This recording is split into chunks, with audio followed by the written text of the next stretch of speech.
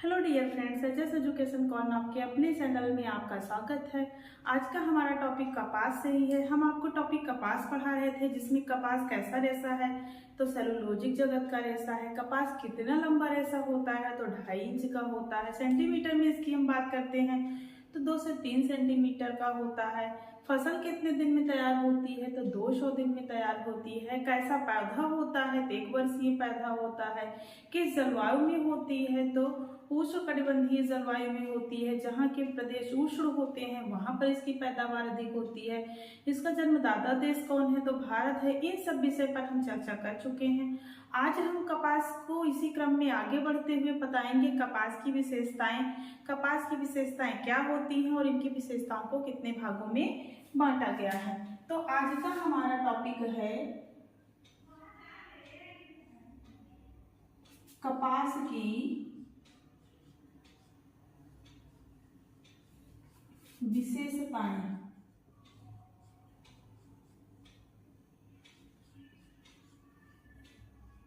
तो कपास की विशेषताओं की जब हम बात करते हैं तो कपास की विशेषताओं को 2 भागों में बांटा गया है। कितने भागों में बांटा गया है? 2 भागों में बांटा गया है।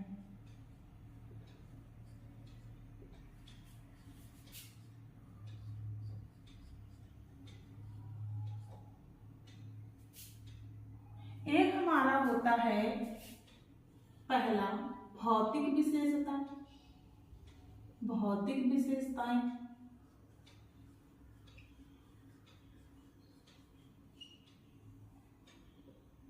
दूसरा होता है रासायनिक विशेषताएं।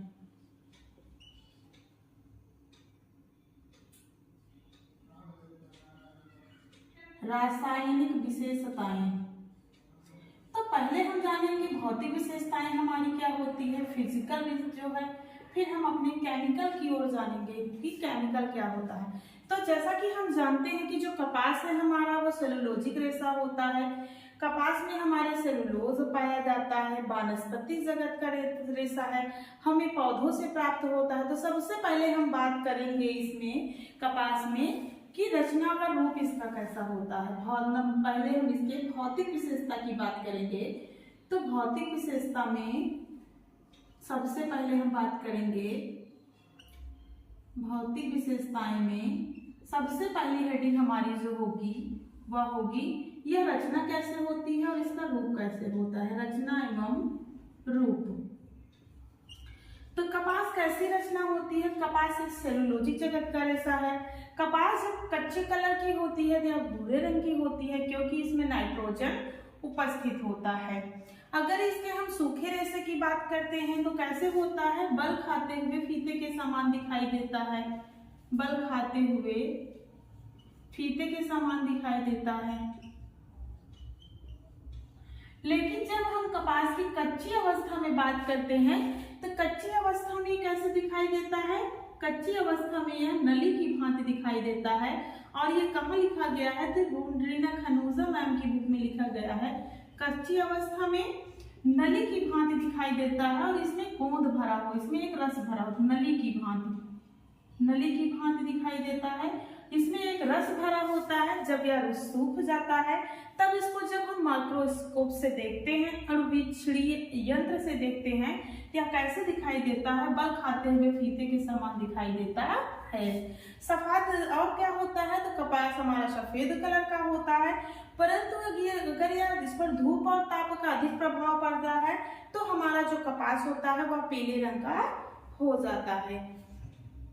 और क्या होता है? तो कपास के रेशे में चमक नहीं होती है, इसलिए इसमें सफेदी थोड़ा कम पाई जाती है।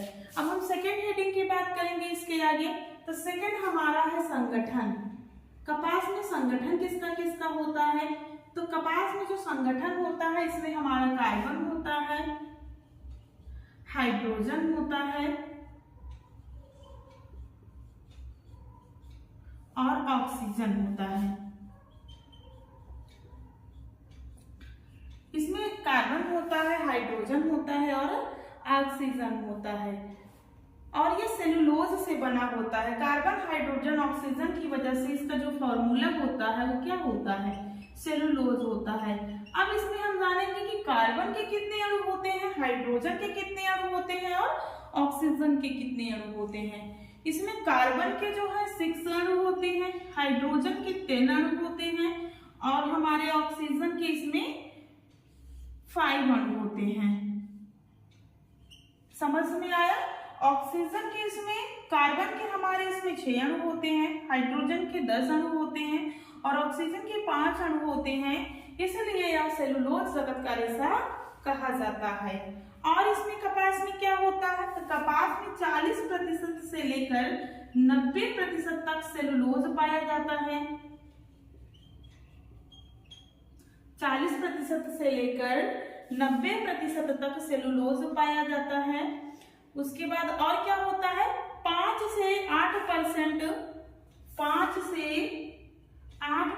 तक इसमें जल होता है और जो बचा हुआ हमारा 2% होता है, 3% कुछ अशुद्धियां इसमें पाई जाती हैं,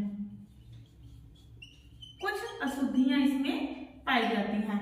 तो हमने पहले कैरेक्टरिस्टिक्स की अगर इसकी बात की, हमने कहा कि जो कपास का हमारा रेशा होता है कैसे होता है, तो बल खाते हुए फीते के समान दिखाई देता है जब इसको हम माइक्रोस्कोप से देखते हैं। लेकिन अगर हम कपास को कच्ची अवस्था में देखते हैं तो एक नली की भांति इसमें दिखाई देता है, क्योंकि नली में एक रस भरा होता है और यही रस जब सूख जाता है तो हमारा जो रेशा होता है वो चपटा हमें दिखाई देता है। संगठन की हम बात करते हैं तो संगठन में इसमें कार्बन पाया जाता है, हाइड्रोजन पाया जाता है और ऑक्सीजन पाया जाता है, इसीलिए इसको सेलुलोज रेशा कहा जाता है। कार्बन के कितने अणु होते हैं, तो 6 अणु, हाइड्रोजन के 10 अणु और ऑक्सीजन के 5 अणु होते हैं। अगर हम इसमें सेलुलोज की बात करते हैं कि सेलुलोज कितना पाया जाता है, तो 40 से 90% तक सेलुलोज पाया जाता है, 5 से 8% जल पाया जाता है और शेष हमारी क्या पाई जाती हैं, तो शेष इसमें कुछ अशुद्धियां पाई जाती हैं। अगला हम बात करेंगे इसकी लंबाई और व्यास की बात करेंगे अब, कि यह कितना लंबा होता है, व्यास में कितना होता है। तो व्यास में किसी किसी बुक में आपको मिलेगा 16 से 20 माइक्रोन और किसी किसी बुक में मिलेगा 12 से जो है 20 माइक्रोन होता है। अगर इसके लंबाई की बात करते हैं तो जो कपास का रेशा होता है इसकी लंबाई कितनी होती है, तो 2.5 इंच की होती है। तो सबसे पहले इसमें हम डालेंगे लंबाई व व्यास, लंबाई व व्यास। अगर हम कपास के रेशे की लंबाई की बात करते हैं तो लंबाई 2 से 3 सेंटीमीटर होता है। अगर हम इसको इंच में मापन करते हैं तो आधा इंच से लेकर के 2.5 इंच तक होता है। और अगर इसके हम व्यास की बात करते हैं, व्यास में कितना होता है, तो 12 से लेकर के 20 माइक्रोन होता है। समझ में आया इतनी बात? और कपास की लंबाई, कपास के रेशों में विभिन्नताएं पाई जाती हैं। जैसे हमारा जो भारतीय कपास होता है, इंडियन कपास की अगर हम बात करते हैं तो 2.5 इंच का होता है, उसका माइक्रोन 20 माइक्रोन तक होता है। अमेरिकी कपास की हम बात करते हैं तो 3 इंच का रेशा होता है, उसका माइक्रोन 0.019 होता है। इसी प्रकार से मिस्र की कपास की हम बात करते हैं तो मिस्र की कपास जो है 4 इंच का होता है और उसका व्यास कितना होता है, तो 0.014 होता है।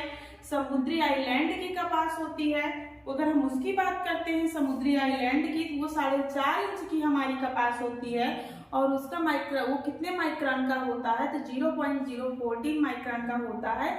ये अलग अलग देशों की कपास के बारे में इस प्रकार से कहा जाएगा, लेकिन जो एग्जाम में आता है वो यही आता है कि हमारा कपास कितना लंबा होता है और उस कितने व्यास में कितने माइक्रोन का होता है। तो कपास हमारा जो है आधा इंच से लेकर के 2.5 इंच तक होता है, इसको 2.5 बना लीजिएगा, 2.5 इंच तक होता है। और अगर हम इसके व्यास की बात करते हैं तो 12 से 20 माइक्रोन तक हमारा कपास होता है। आगे हम बात करेंगे अब इसके अगले विशेषता की। अगली विशेषता इसकी क्या होती है, तो इसमें रंग एवं चमक की बात होती है। अगली विशेषता क्या है हमारी चौथी, रंग एवं चमक।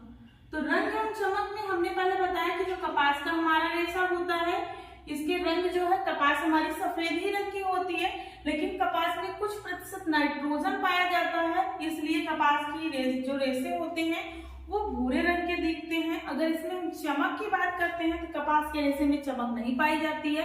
यह रेशा हमारा खुरदुरा होता है और ताप के प्रभाव से, अगर ताप इस पर अधिक पड़ता है, सूर्य का प्रकाश इस पर अधिक पड़ता है, तो हमारे रेशे का जो रंग है वह पीला हो जाता है। इसलिए चमक के लिए इस पे मर्सराइजिंग परिचर्या की जाती है। अगला हमारा क्या है, स्वच्छता। स्वच्छता की अगर हम बात करते हैं, अगला हमारा है स्वच्छता। अगर हम कपास के रेशे में स्वच्छता की बात करते हैं तो स्वच्छता में इसमें जो है क्या करता है, ये गंदगी को अवशोषित कर लेता है, क्योंकि इसकी जो सतह होती है वो चिकनी नहीं होती है, इसका सरफेस चिकना नहीं होता है। वहीं अगर हम लिनन की बात करते हैं, रेशम की बात करते हैं, उसके बाद हम जो है रेयान की बात करते हैं, तो वो सब जो है क्या करता है, गंदगी को अवशोषित नहीं करता है, क्योंकि उसकी सतह थोड़ा स्वच्छ होती है, लेकिन इसकी सतह क्या होती है, खुरदरी होती है, इसलिए गंदगी को जल्दी से अवशोषित कर लेता है, जल्दी से गंदगी को अवशोषित कर लेता है। परंतु जो इसकी धुलाई है वो बहुत ही सरलता पूर्वक हो जाती है, इसलिए इसको स्वच्छता की दृष्टि में अच्छा रेशा माना जाता है। अगला है मजबूती की, इसकी हम बात करेंगे। मजबूती इसमें कहती है कैसे होती है, तो जो मजबूती की हम बात करते हैं, कपास हमारा हमेशा मध्यम किस्म का होता है। मजबूती में सबसे मजबूत क्या होता है, मध्यम होता है। सबसे मजबूत हमारा रेशा कौन सा होता है, लिनन होता है। सबसे कमजोर रेशा कौन सा होता है, ऊन होता है। ऊन अपनी गीली अवस्था में मजबूती को और खो देता है, लेकिन कपास जो हमारा होता है, जब यह गीला हो जाता है तो इसकी मजबूती जो है वो बढ़ जाती है। मजबूती की बातें जो करते हैं। अगला हम नमी सोखने की क्षमता की बात करते हैं। इसकी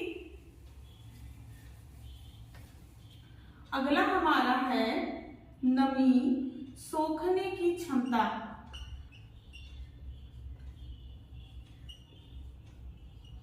तो नमी सोखने की क्षमता की बात करें तो कपास के जो रेशे होते हैं इसकी सतह पर पानी आसानी से फैल जाते हैं, इसलिए इसमें नमी सोखने की क्षमता अधिक पाई जाती है।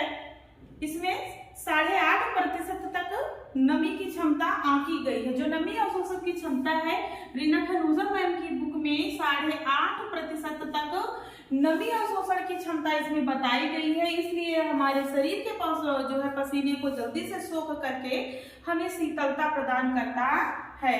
तो कपास के रेशे में नमी अवशोषण का गुण अच्छा होता है, लेकिन नमी को रिलीज करने का गुण इसमें नहीं पाया जाता है। यह किस रेशे में पाया जाता है, तो लिनन के रेशे में पाया जाता है। अगला हम प्रत्यास्थता की बात करेंगे। प्रत्यास्थता, तो प्रत्यास्थता का मतलब होता है इलास्टिसिटी, कि हम किसी भी कपड़े को उसको खींचे, वह हमारा तल जाए और फिर अपनी आकृति को ग्रहण कर ले, वह हमारी प्रत्यास्थता होती है। तो हमारे कपास के कपड़ों में प्रत्यास्थता का पूर्णतः अभाव पाया जाता है। यह कपड़ा अगर हमारी फिटिंग के नहीं बने होते हैं तो यह कपड़ा हमें नहीं हो सकते हैं, इसमें इलास्टिसिटी का गुण नहीं पाया जाता है। हमारा यह कपड़ा खींचने पर खींचता नहीं है। उसके बाद अगला है प्रकाश का प्रभाव।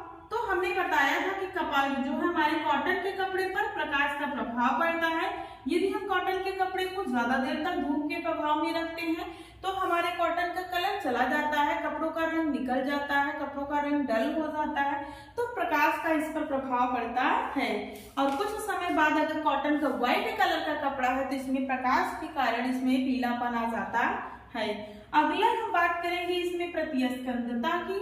प्रतिस्कंदता क्या होती है, तो किसी भी कपड़े को जब हम तोड़ते मरोड़ते हैं, उसको दबाते हैं, तो पुनः अपनी आकृति जब वह सरलता से ग्रहण कर लेता है तो वह हमारा प्रतिस्कंदता कहलाता है, जिसे रेजिलेंसी कहा जाता है।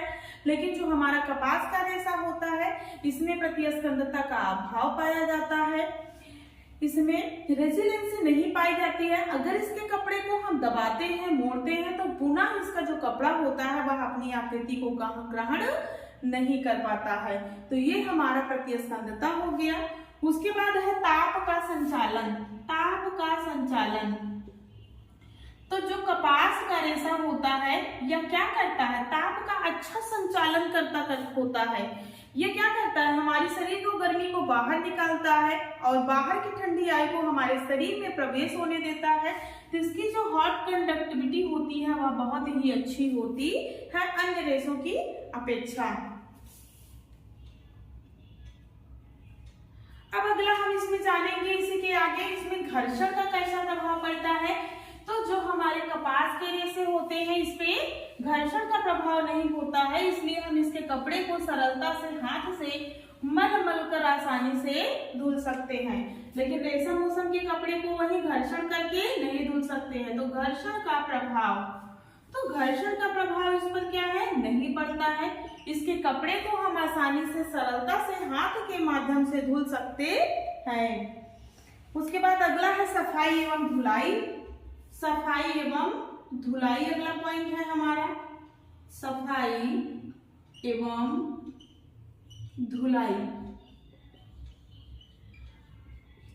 तो कॉटन के कपड़े को हम सरलता से सफाई कर सकते हैं, इसको बहुत ही आसानी से हम इसको धुल सकते हैं, इसलिए हमारा यह जो कपड़ा है ये उच्च कोटि की श्रेणी में आता है।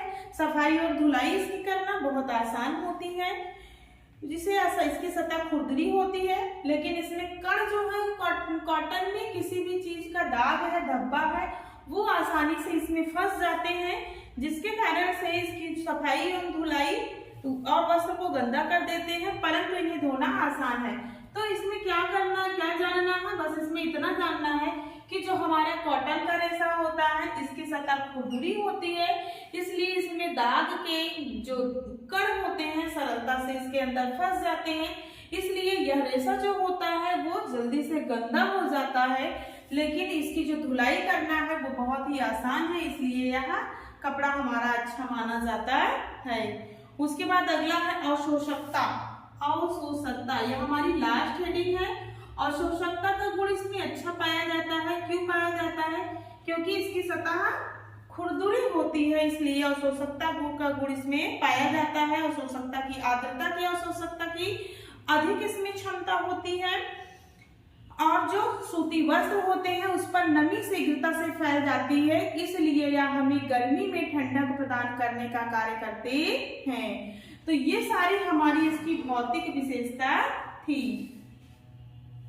और क्या है, तो जैसे कपास के रेशे को जब जलाया जाता है तो जलने पर कैसी लौ देती है, जलने पर ये पीले कलर की लौ दिखाई देती है इसमें जो है। और क्या, जब हम सेलुलोज जगत के रेशे को जलाते हैं तो उसमें गंध कैसे आती है, गंध इसमें आती है हमारे कागज के समान। आप कोई भी कागज का टुकड़ा जलाइए तो जिस प्रकार से उसकी गंध होती है उसी प्रकार से हमारे सेलुलोज जगत के कपड़ों को जलाने से उसमें गंध होती है।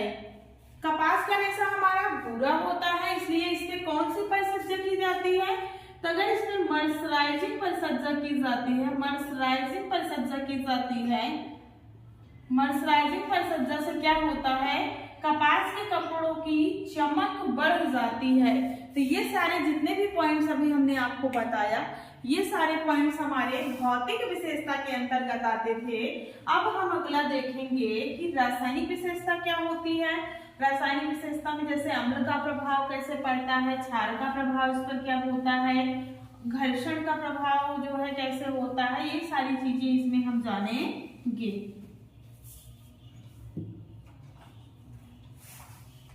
अब रासायनिक विशेषता में सबसे पहले हम जानेंगे इसमें तेजाब का प्रभाव कैसे होता है। रासायनिक विशेषता में सबसे पहला हेडिंग हमारा है तेजाब का प्रभाव। तेजाब का प्रभाव, तो तेजाब का प्रभाव कॉटन पर कैसे पड़ता है, तो कपास में हमारा कार्बन, हाइड्रोजन, ऑक्सीजन पाया जाता है। क्या होता है, तो तेजाब का प्रभाव अगर हमारा गंधक का तेजाब है, गंधक का तेजाब, तो हमारा कपड़ा कैसा होगा, कड़ा एवं पारदर्शी हो जाता है। कड़ा एवं पारदर्शी कपड़ा हो जाता है तेजाब के प्रयोग से। कड़ा एवं पारदर्शी कपड़ा हो जाता है। सेकेंड हम जानेंगे इसमें क्षार का क्या प्रभाव होता है। क्षार का प्रभाव, तो क्षार का प्रभाव कपड़े पर कैसे पड़ता है, क्षार का प्रभाव कपड़े पर अच्छा होता है। तो क्षार का प्रभाव हमारे बुरा नहीं पड़ता है, बुरा नहीं पड़ता है। मतलब जब क्षार का प्रभाव इसमें बुरा नहीं पड़ता है तो क्षार का प्रभाव कैसे होता है, अच्छा होता है क्षार का प्रभाव। इसलिए इसकी धुलाई में क्षार का प्रयोग किया जाता है। बुरा नहीं पड़ता है इसलिए धुलाई में क्षार का प्रयोग किया जाता है।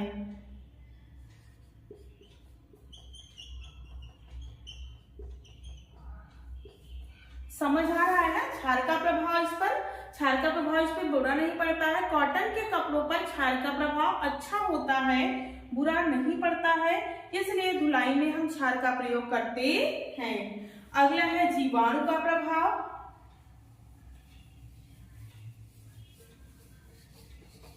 तो कपास का जो हमारा रेशा होता है इसमें कीड़े नहीं लगते हैं, परंतु नमी अवशोषण के कारण इसमें जीवाणु प्रवेश कर जाते हैं, नमी के कारण इसमें फफूंद लग जाते हैं, इसलिए इस पर जीवाणु का प्रभाव पड़ता है। अगला हमारा है जीवाणु का प्रभाव।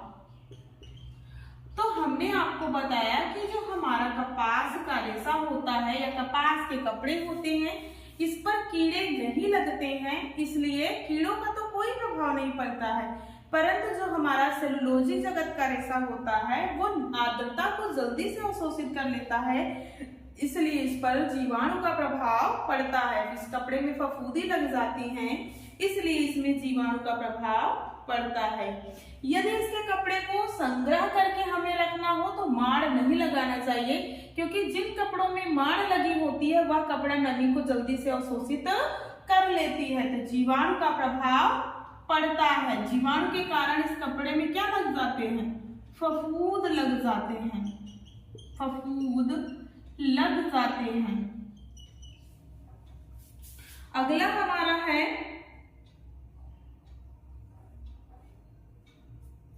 रंग का प्रभाव। रंग का प्रभाव, रंग का प्रभाव क्या पड़ता है, तो कपास की सतह कैसे होती है, तो हमने आपको बताया कि जो हमारा कपास होता है कपास की सतह खुरदुरी होती है, सतह इसकी चिकनी नहीं होती है, तो यह रंग को जल्दी से अवशोषित नहीं कर पाता है, इसलिए कपास के रेशे में रंग को चढ़ाने के लिए किसी न किसी बॉन्डिंग का प्रयोग करते हैं, बंधक का प्रयोग करते हैं, जैसे फिटकरी और नमक का प्रयोग किया जाता है। तो रेशे पर रंग को चढ़ाने के लिए फिटकरी और नमक का प्रयोग करके हम इसमें रेशे पर रंग को अच्छे से चढ़ा सकते हैं। अगला हमारा है ब्लीच का प्रभाव। ब्लीच का प्रभाव, ब्लीच का प्रभाव। अगला हमारा क्या है, ब्लीच का प्रभाव। तो श्वेत सूती कपड़ों में ब्लीच का प्रभाव किया जाता है, और कौन सी ब्लीच का हम प्रयोग करते हैं इसमें, तो सोडियम हाइड्रोक्लोराइड, सोडियम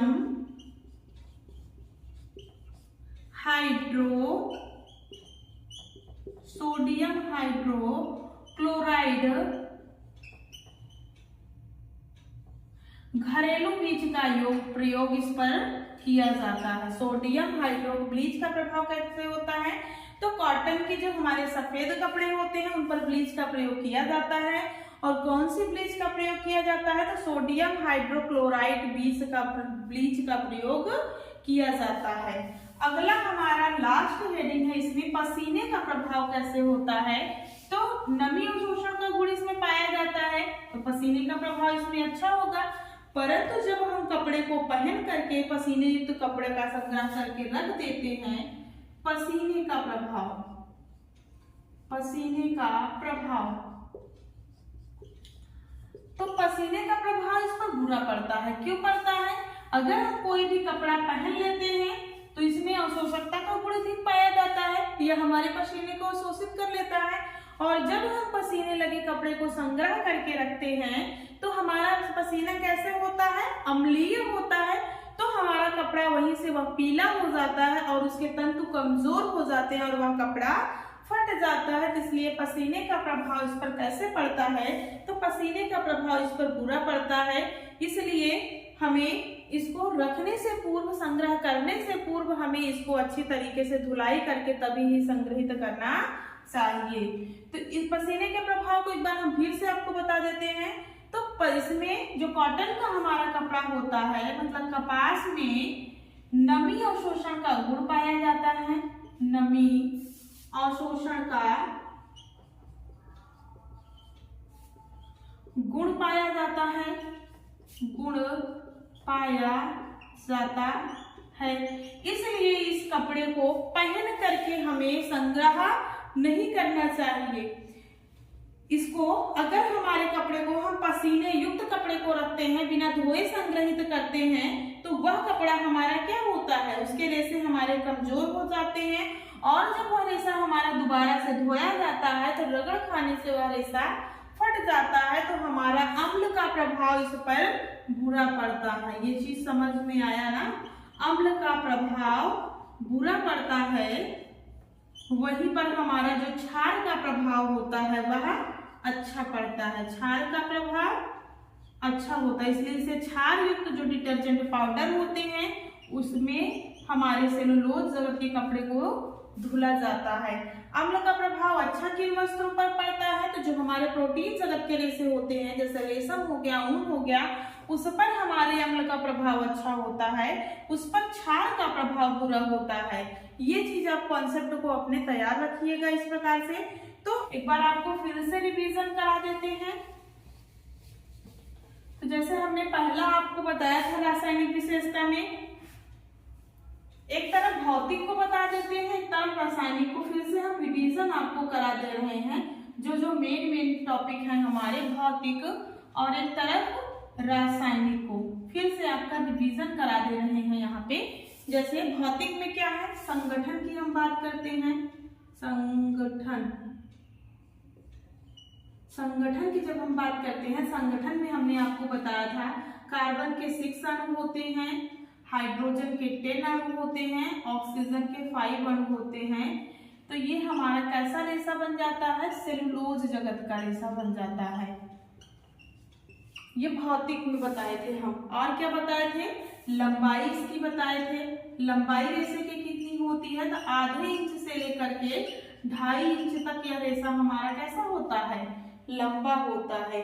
व्यास कितना हमने आपको बताया था, तो व्यास जो होता है हमारा वो किसी बुक में 12 से 20 माइक्रोन लिखा है और किसी बुक में 16 से 20 माइक्रोन लिखा है। तो आपको ऑप्शन में जो दिखता है आप वही टिक करेंगे। और क्या बात हमने इसमें किया कैसे दिखाई देता है, तो रिबन के समान हमें दिखाई देता है, फीते के समान दिखाई देता है। और हमने क्या बात की थी, तो और हम इसमें बात किए थे कि रिबन के समान दिखाई देता है।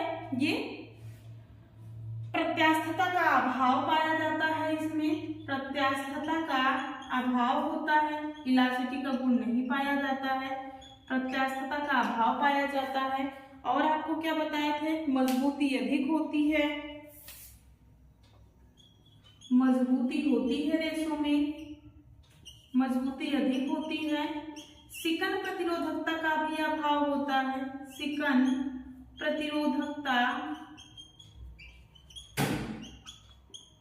प्रतिरोधकता का अभाव पाया जाता है। और क्या होता है हमारे भौतिक विशेषता में, तो इतना है। सबसे पहले हमने क्या बताया था आपको कि संगठन में क्या क्या होता है, कार्बन हाइड्रोजन ऑक्सीजन से मिलकर के बना होता है, सेलुलोज जगत का होता है। हमारे रेशे की लंबाई कितनी होती है, तो आधे इंच से लेकर के 2.5 इंच तक होती है। व्यास कितना होता है, तो 12 से 20 माइक्रोन है, 16 से 20 माइक्रोन होता है।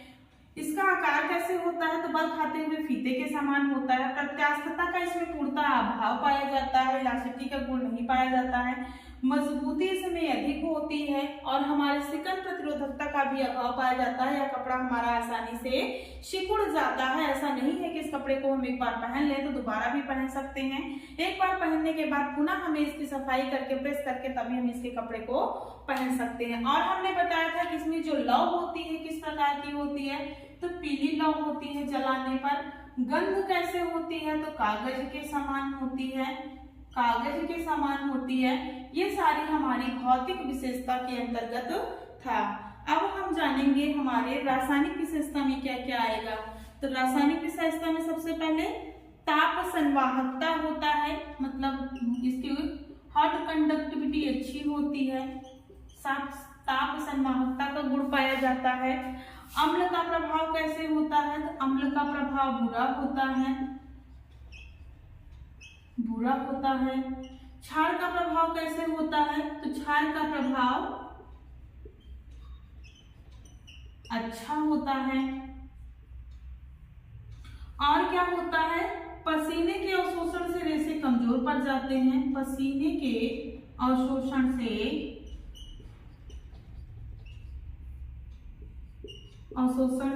रेशा कैसे होता है, तो रेशा कमजोर हो जाता है और घर्षण करने पर या रगड़ने पर हमारा कपड़ा वहीं से फट जाता है। इसमें हम कौन सी ब्लीच का प्रयोग करते हैं, तो सोडियम हाइड्रोक्लोराइड।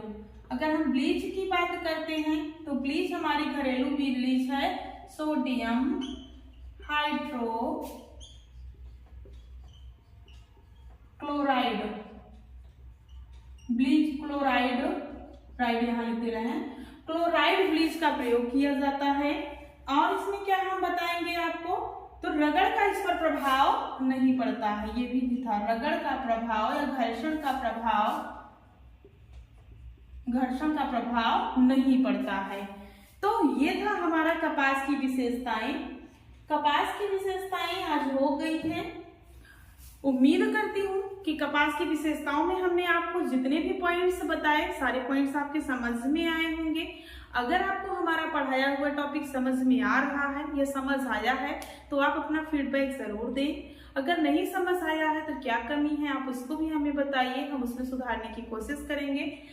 आज के टॉपिक में बस इतना ही। मैं उम्मीद करती हूँ कि आपको हम जितने भी पॉइंट्स बताए हैं सारे समझ में आए होंगे। तो आज के लिए बस इतना ही। आज हमारा कपास का टॉपिक पूर्णतः कंप्लीट हो। उम्मीद करती हूँ कि जितना मैंने आपको पढ़ाया है सारे पॉइंट्स आपको समझ में आए हैं। अगर आपको समझ में आए हैं तो आप हमारे चैनल को सब्सक्राइब कर लीजिए, अपने फ्रेंडों के साथ शेयर कर दीजिए और बेल आइकॉन को प्रेस कर लीजिए, जिससे आपको नेक्स्ट वीडियो की अपडेट मिलती रहे। Thank you.